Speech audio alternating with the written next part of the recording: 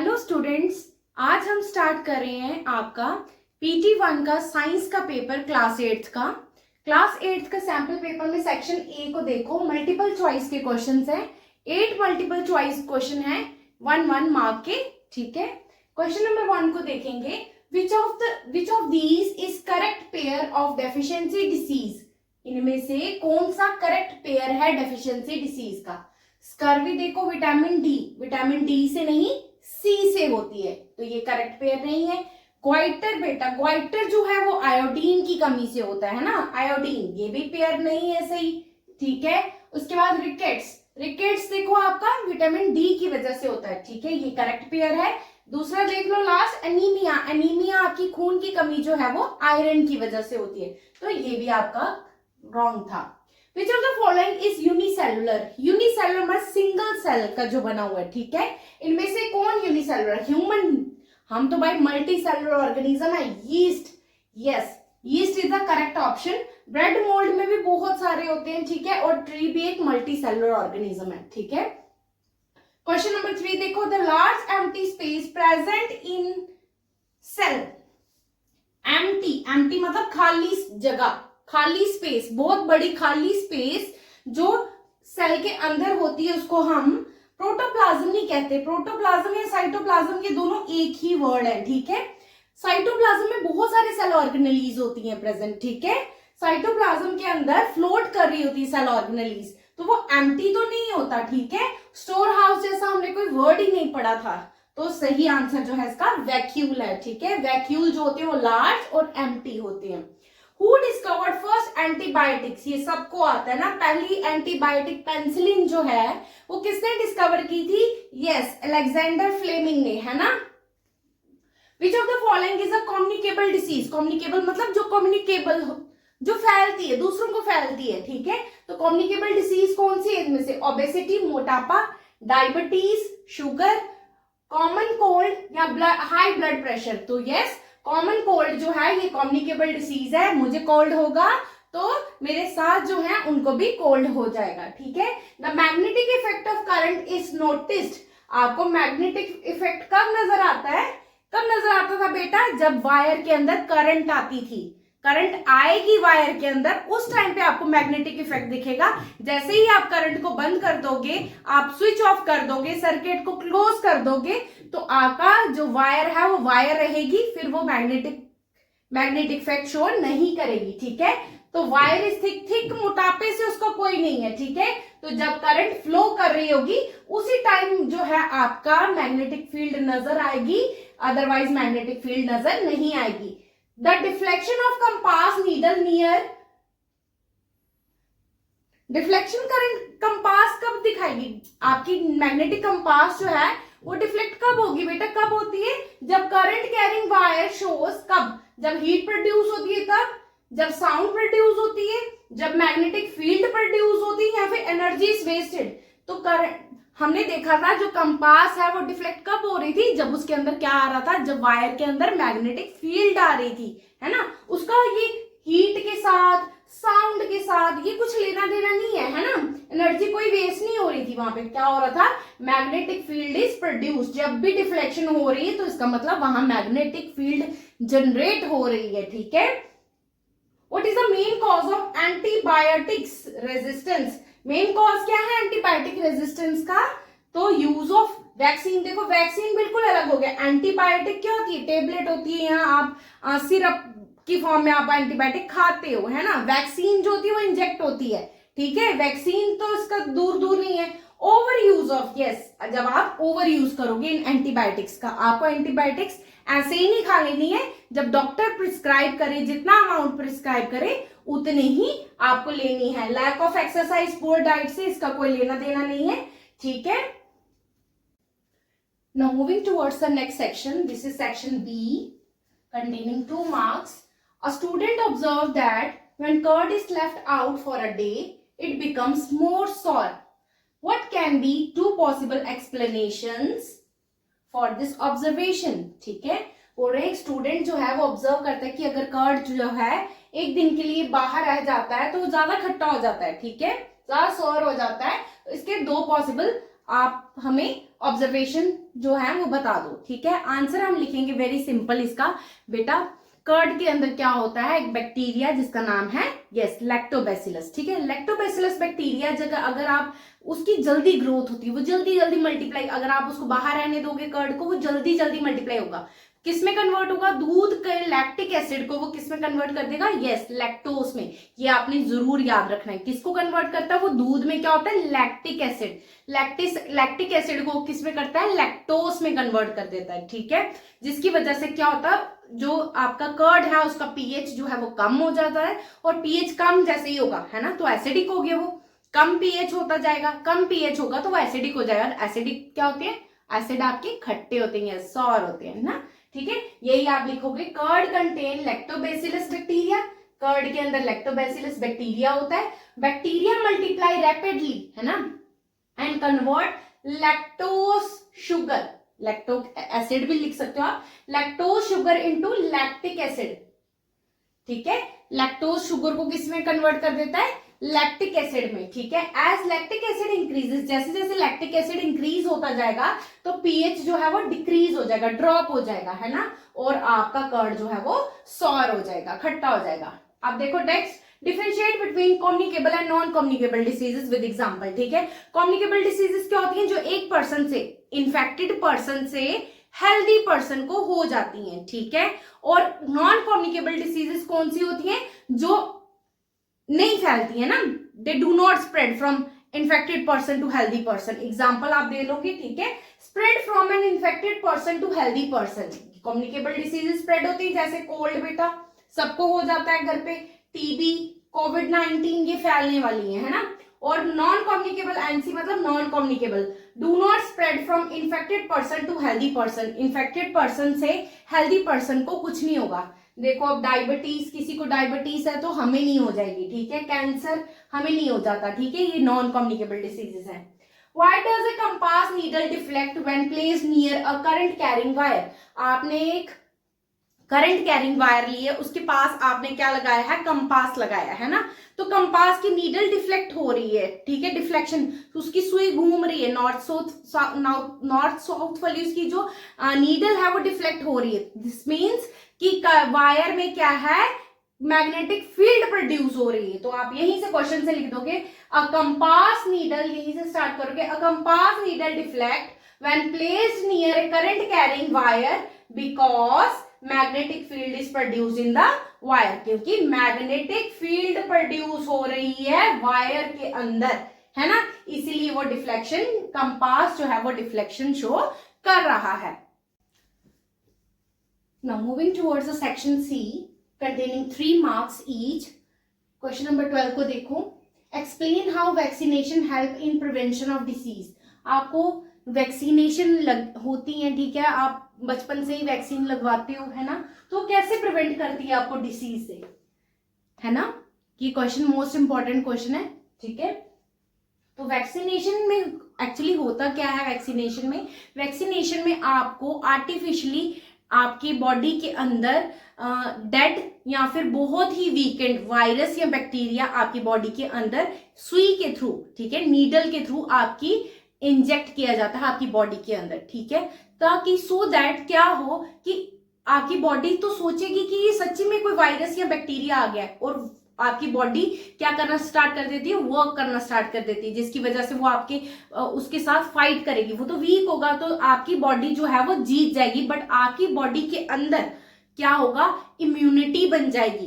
In future कभी वो virus या बैक्टीरिया आपकी बॉडी पे अटैक करता है तो आपकी बॉडी को मेमोराइज होता है, उसको पता होता है, उसकी मेमोरी में ये चीज बात होती है कि पहले भी ये वायरस या बैक्टीरिया मेरे अंदर आ चुका और मैंने इसके साथ कैसे फाइटिंग की थी, ठीक है। तो हमारी बॉडी जो है वो खुद ब खुद उस वायरस या उस बैक्टीरिया के साथ, जिसको हम पैथोजिन बोलते हैं, उसके साथ फाइट करके उसको हरा देती है, ठीक है। तो यही लिखा हुआ, वैक्सीनेशन इन्वॉल्व्स इंट्रोडक्शन ऑफ, क्या होता है इंट्रोडक्शन, डेड और वीकेंड वायरस और बैक्टीरिया इनटू द बॉडी, ठीक है, डेड या फिर वीकेंड वायरस बैक्टीरिया आपकी बॉडी में इंजेक्ट किया जाता है। अब इसकी वजह से इसने प्रिवेंट कैसे किया, बचाया कैसे आपको डिसीज से, सबसे पहले इसने क्या किया, आपकी इंक्रीज कर दिया आपकी इम्यूनिटी, आपका इम्यून सिस्टम इसने स्ट्रॉन्ग कर दिया।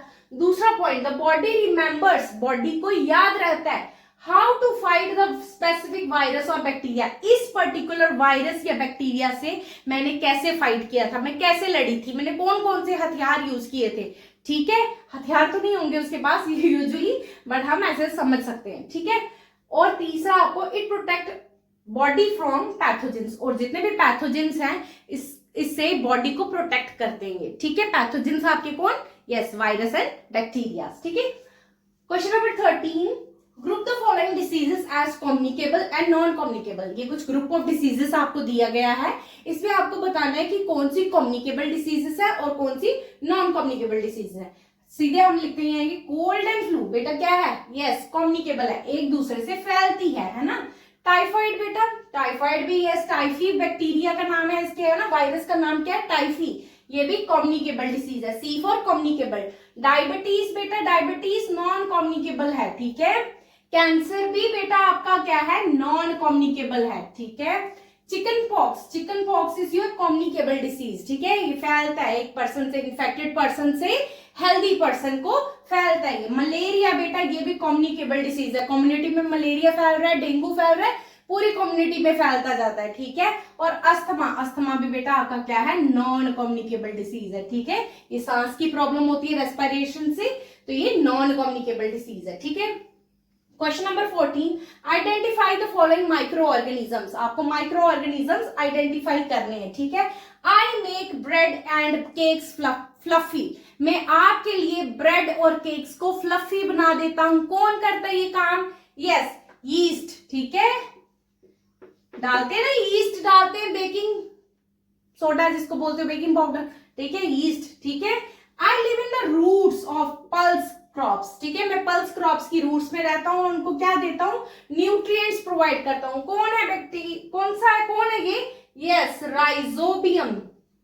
ठीक है, ये राइजोबियम बैक्टीरिया है आपका। ठीक है, I live in every kind of environment and inside your gut, gut का मतलब आपका यस ये मुंह से लेकर के आपका स्टमक, इंटेस्टाइन, ये सब कुछ। ठीक है, तो आपके कहा गट में भी रहता हूं, कौन है ये, यस बैक्टीरियम, इकोलाई। ठीक है, इकोलाई लिख लो, आपको पता है तो, अदरवाइज आप बैक्टीरिया भी लिख सकते हो, बैक्टीरियम। ठीक है, बैक्टीरियम लिखो या फिर इकोलाई लिखो, वन एंड द सेम थिंग। ठीक है, list two ways of increasing the strength of an electromagnet, electromagnet की स्ट्रेंथ को इंक्रीज करना, आपको बढ़ाना है, तो हमने क्या सीखा था, नंबर ऑफ टर्न्स बढ़ाते जाओ, है ना, नंबर ऑफ टर्न्स बढ़ाने से यस आपका इलेक्ट्रोमैग्नेट जो है उसकी स्ट्रेंथ जो है वो ज्यादा ताकतवर होता जाता है। ठीक है, तो पहला आ गया number, increase the number of turns, है ना, ऐसे लिखेंगे, इंक्रीज या increasing number of turns, number of turns बढ़ाने से आपकी स्ट्रेंथ इंक्रीज होगी। और दूसरा तरीका कौन सा है, दूसरा वे कौन सा है आपका, आप क्या कर दो, यस करंट को इंक्रीज कर दो। ठीक है, वोल्टेज जो होती है आपकी, ठीक है, जहां से मतलब बिजली आ रही है, जो सोर्स है लाइट का, बैटरी जो है, ठीक है, तो इंक्रीज क्या कर दो, इंक्रीज करंट। अगर आप करंट को भी इंक्रीज कर दोगे तो भी उसकी स्ट्रेंथ जो है वो इंक्रीज हो जाएगी। ठीक है, this is the end of section C. Next section D start करेंगे।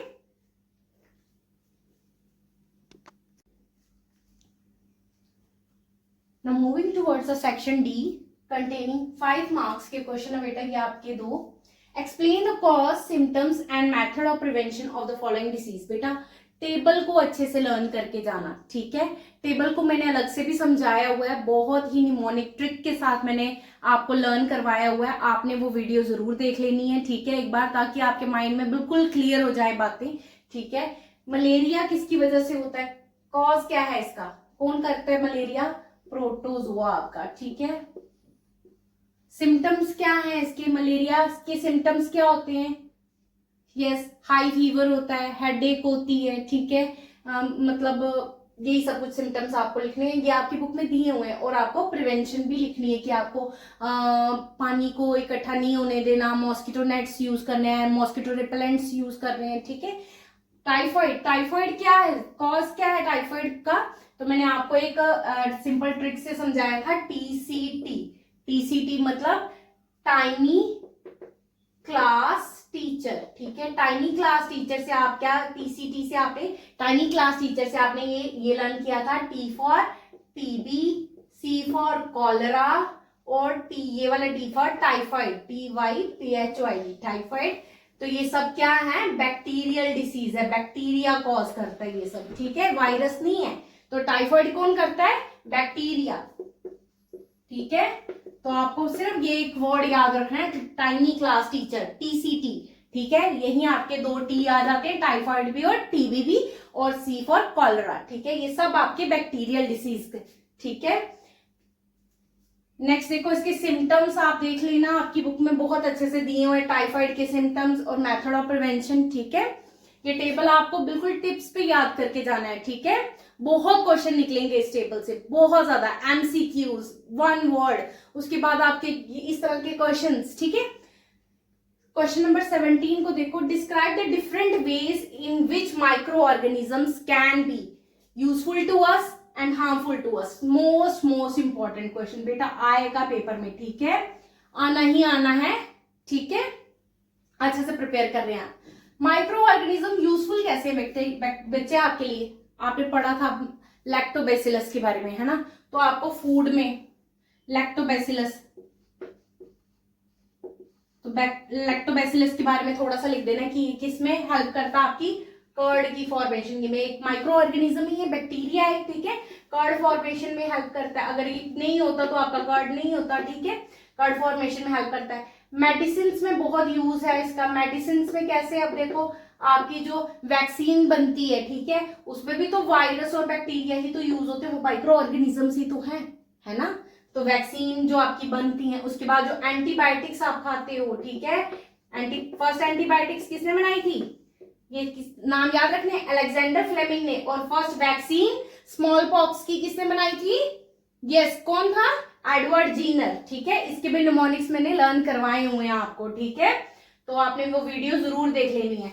तो हाँ, और मेडिसिन में हो गया, और कहा, यस, आपको प्लांट की रूट्स में जो राइजोबियम है, ठीक है, 3 लिख लेने हैं कोई आपने, राइजोबियम रूट में, है ना, वो क्या करता है, नाइट्रोजन फिक्सेशन का काम करता है ना, नाइट्रोजन फिक्सेशन करेगा, ठीक है। अगर ये नहीं होता तो नाइट्रोजन फिक्सेशन नहीं होती है ना, पी प्लांट्स पल्सेस जितने भी हैं वो सब जो है वो अच्छे से ग्रो नहीं कर पाते, ठीक है। हार्मफुल कैसे है ये बैक्टीरिया हमारे लिए, हार्मफुल भी तो है, क्योंकि हमें बहुत सारी लंबी चौड़ी लिस्ट है हमारे पास डिसीजेस की, सब यही करते हैं, है ना, सब यही करते हैं, हमारे लिए इतना काम बढ़ाते हैं, हमें इतनी लंबी चौड़ी लिस्ट याद करनी पड़ती है ना। तो ये डिसीजेस कॉज करते हैं हमारे में। ये पहला पॉइंट लिखोगे, ये पहला, दूसरा और 3 पॉइंट किस में लिख लोगे, यूजफुल में, और 2-3 पॉइंट आप हार्मफुल में दे दोगे, ठीक है। पहला आपको डिसीज करते हैं, डिसीजेस के नंबर ऑफ नेम्स आपको बहुत ज्यादा आते हैं, ठीक है। दूसरा और कैसे हार्मफुल है बेटा ये, यस, ये फूड को स्पॉइल कर देते हैं हमारे, है ना, कोई भी खाना हम रखेंगे बाहर तो खराब हो जाता है, फूड को स्पॉइल कर देते हैं हमारे, है ना। यहाँ बेटा आप डिकम्पोजर्स भी लिख सकते हो, या अच्छे डिकम्पोजर्स नहीं है, ये नहीं होते माइक्रो ऑर्गेनिजम्स, तो आपका डिकम्पोजिशन का काम नहीं होता, ठीक है। डेड बॉडीज जो पड़ी होती है डिकम्पोज करते बैक्टीरिया ही तो करते हैं, है ना, माइक्रो ऑर्गेनिजम्स ही तो है। तो इसी के साथ आपकी सेक्शन डी खत्म होती है, आप सेक्शन ई स्टार्ट करेंगे।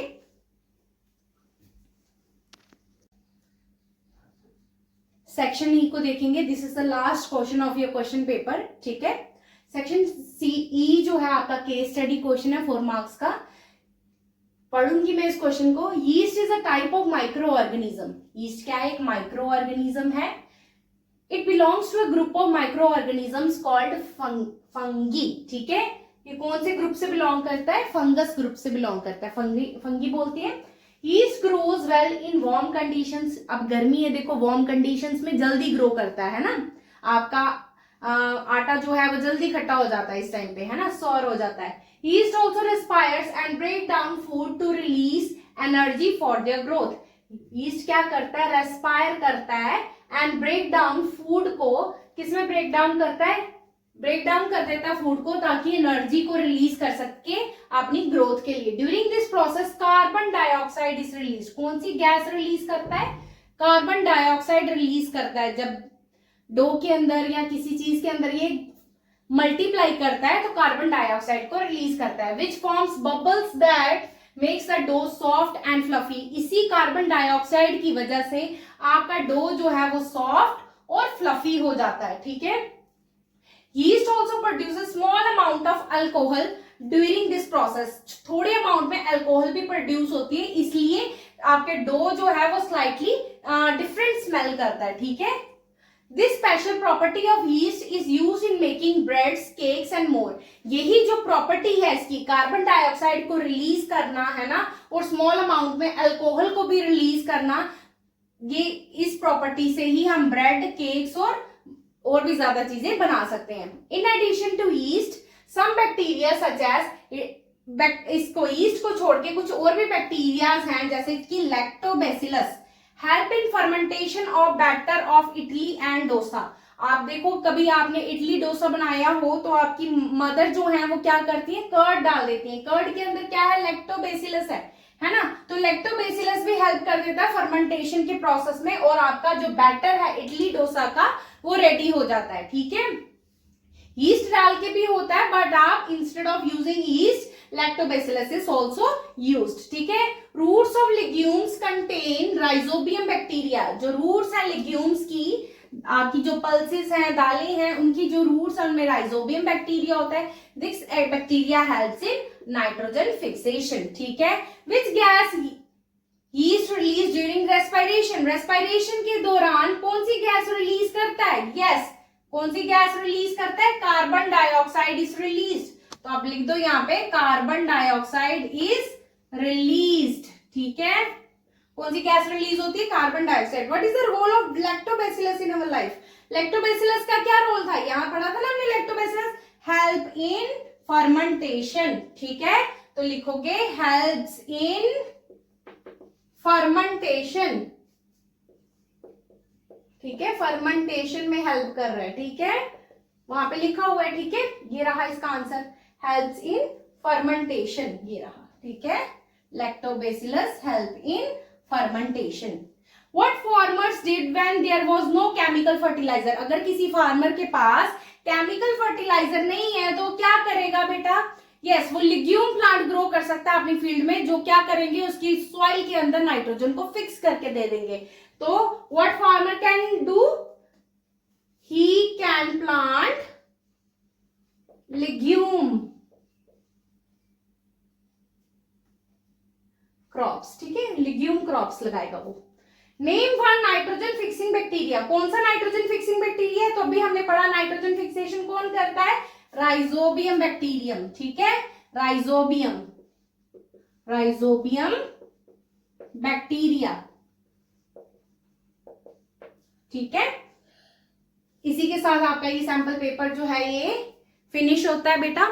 बहुत इंपॉर्टेंट क्वेश्चंस आपको सैंपल पेपर में दिखाए हैं, ठीक है। आपने इस वीडियो को ज्यादा से ज्यादा शेयर करना अपने फ्रेंड्स के बीच में, और इस वीडियो को ध्यान से 2 टाइम्स आपको इसको रिवाइज करना है, सो दैट आप क्या कर सको, 40 आउट ऑफ 40 स्कोर कर सको, ठीक है। All the very best for your exam. Thank you so much.